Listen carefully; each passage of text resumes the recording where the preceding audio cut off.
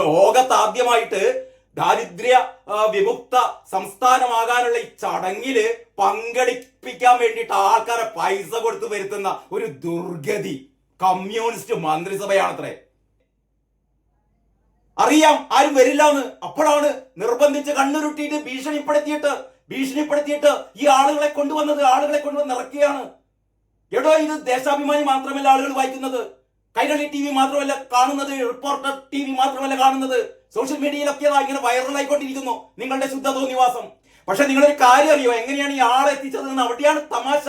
അതായത് നിർബന്ധിച്ച് കണ്ണുരുട്ടിക്കൊണ്ടാണ് ആളുകളെ എത്തിച്ചത് അത്രേ.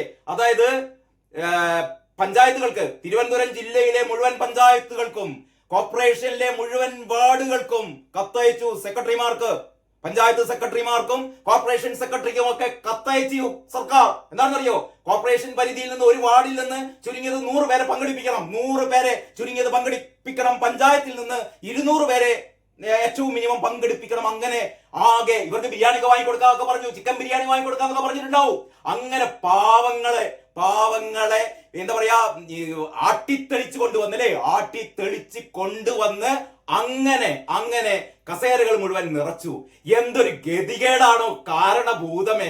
നിന്നോടൊക്കെ എത്ര പ്രാവശ്യം പറയണോ രാജിവെച്ച് പോകാൻ?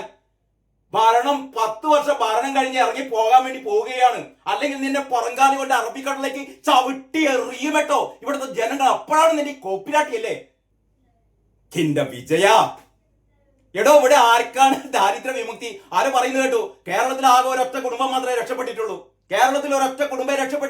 പിണറായി വിജയന്റെ കുടുംബം, മോളും മോനും പൊണ്ടാട്ടിയും രക്ഷപ്പെട്ടു. അപ്പോഴാണ് പിണറായി വിജയൻ വിചാരിച്ചത് ഈ കേരളത്തിലെ എല്ലാ കുടുംബവും ഇതേപോലെ രക്ഷപ്പെട്ടു എന്ന്. എടോ വിജയ, ഒരു ഭാര്യയുടെ ഒരു എന്താ പറയാ അമ്മയുടെ പെൻഷൻ കാശ് കൊണ്ടേ കേരളത്തിൽ ഒരു കുട്ടിയും ഇതേപോലെ ഒരു IT കമ്പനി തുടങ്ങിയിട്ടില്ല കേട്ടോ. നിന്റെ മോള് മാത്രമേ നിന്റെ ഭാര്യയുടെ പെൻഷൻ കാശ് കൊണ്ട് ഒരു IT കമ്പനി തുടങ്ങിയിട്ടുള്ളൂ കേട്ടോ. വേറെ ആരും തുടങ്ങിയിട്ടില്ല. പറ്റിക്കരുത് കേട്ടോ മനുഷ്യന്മാരെ. അതിനൊക്കെ എല്ലാറ്റിനും ഒരു ലെവലുണ്ട്. കട്ട് മുടിച്ചിട്ട് അവസാനം നിന്റെ ഒരു മാമാങ്കല്ലേ, എന്നിട്ട് അതിനെ ആളെ കൂട്ടാൻ വേണ്ടിയിട്ട് കണ്ണുരുട്ടിട്ട് ആളെ ഇറക്കുക. വേറൊരു കാര്യം അറിയോ, ഈ ഒരു സമ്മേളനം നടത്താൻ വേണ്ടി ചെലവെത്രയാണെന്ന് അറിയോ? 1.5 കോടിയാണ് ഈ സെൻട്രൽ സ്റ്റേഡിയത്തിൽ ഇതിനു വേണ്ടി ചെലവഴിച്ചത്. 1.5 കോടി രൂപ. ഏതാണ് ഈ 1.5 കോടി രൂപ എന്നറിയോ?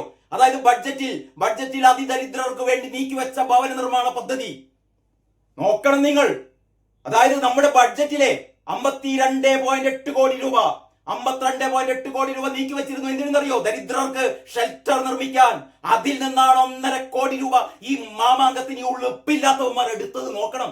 MP രാജേഷിനോട് പത്രക്കാർ ചോദിച്ചു, 1.5 കോടി രൂപ ഇതിന് ചെലവിട്ടത് വകമാറ്റിയിട്ട് ഈ പറയുന്ന പട്ടിണി പാവങ്ങൾക്ക് വീടുണ്ടാക്കി കൊടുക്കാൻ കൊടുത്ത പൈസയല്ലേ എന്ന് ചോദിച്ചു. അറിയാലോ, ഈ ലൈഫ് പദ്ധതിക്ക് വേണ്ടിയിട്ട് 4 ലക്ഷം രൂപയാണ്. ഒരു ലൈഫ് പദ്ധതിക്ക് ഒരു വീടുണ്ടാക്കാൻ വേണ്ടി കൊടുക്കുന്നത് 4 ലക്ഷം രൂപയാണ്. 1.5 കോടി രൂപയുണ്ടെങ്കിൽ എത്ര പേർക്ക്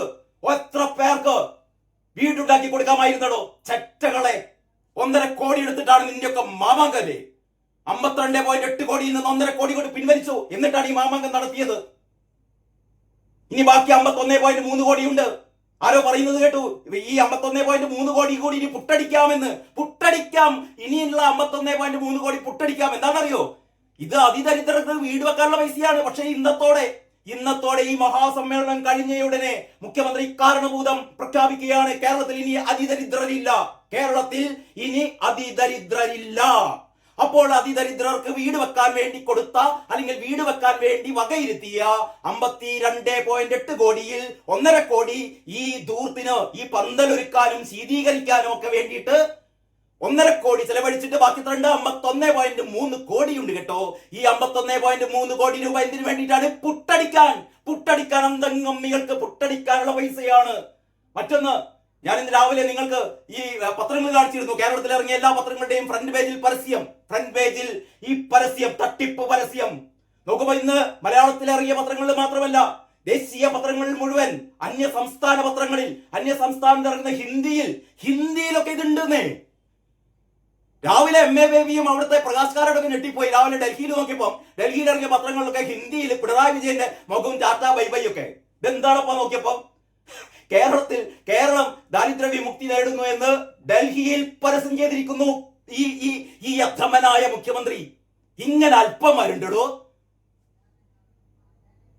അതിന്റെ പൈസ കൊടുക്കണ്ടേ? പത്രത്തിൽ പരസ്യം ചെയ്തിട്ട് പിന്നെയാണ് അതിന്റെ പൈസ കൊടുക്കുക. ഏതാണ്ട് 10-25 കോടി രൂപ, 25ഓളം കോടി രൂപ ഈ പരസ്യങ്ങൾക്ക് വേണ്ടിയിട്ട് അത് കൊടുക്കാം. അത് ഈ എന്തായാലും ഇനി അതിദരിദ്രർക്ക് വേണ്ടിയുള്ള പദ്ധതികൾ ഒന്നിനി വേണ്ടല്ലോ.